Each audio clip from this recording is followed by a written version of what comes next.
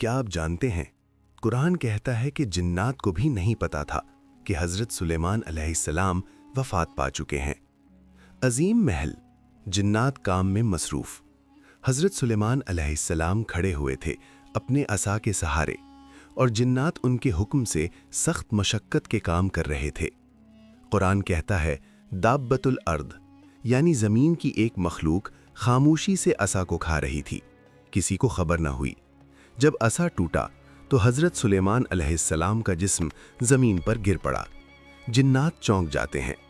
تب جنات پر حقیقت کھلی۔ اگر ہمیں غیب کا علم ہوتا تو ہم اتنی ذلت کی مشقت میں نہ رہتے۔ یہ واقعہ اعلان ہے، غیب کا علم صرف اللہ کے پاس ہے۔